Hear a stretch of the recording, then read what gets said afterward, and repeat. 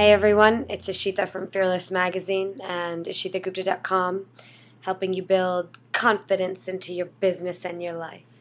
I thought I'd try it. Today I want to talk to you guys about uncertainty.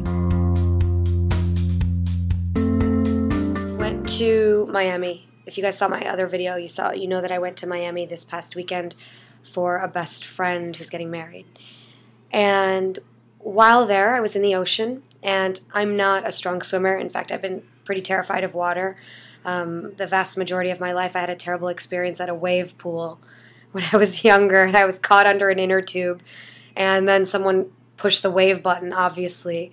I was just under this inner tube, wave after wave after wave, and that pretty much soured me to water for a long time. Anyway, a good friend of mine taught me how to swim. I've taken classes at the Y with, little pollywogs, 5-year-old kids. I've been the oldest. Anyway, all this to say that going in the ocean is not intuitive for me. It's not a very natural thing. But in the last couple of years, I've tried and I've gone in. And I was really proud of myself this time because I had so much fun in the ocean. And obviously I don't go far, but I was able to enjoy the waves, and pretty high waves actually. But I had this thought, my brain is always kind of going, and while I was in the water, I saw how hard it was for me to go where I couldn't touch. And I realized that was because, and it kind of mirrored life, because so many times in life we want ground on our feet, right? I did not want to go where I could not feel the sand. It terrified me. It scared the bejesus out of me. The ocean, there's a 40-foot drop-off 10 feet away from me. It's terrifying. You could see the black water.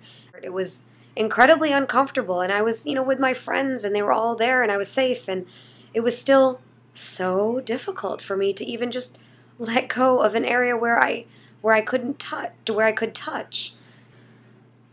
What it made me realize was, when I did it, the act of doing it was immensely difficult. Even something as small as picking my feet up for 3 seconds in the ocean was so hard for me to do. The act of it was so uncomfortable. And yet, when I did it, it felt so good for me to, for those few seconds, for those few moments, be able to just be buoyant and kind of be carried. And I think it was so beautiful for me because that was a metaphor for my life, is that the moments where I have chosen to actually let go of an identity that I've held on to, of fears that I've held on to for so long, of not having difficult conversations or not doing something I know I really want to do because I'm scared. When I've done it, I'm buoyed, and I'm able to see what's beyond that point of fear.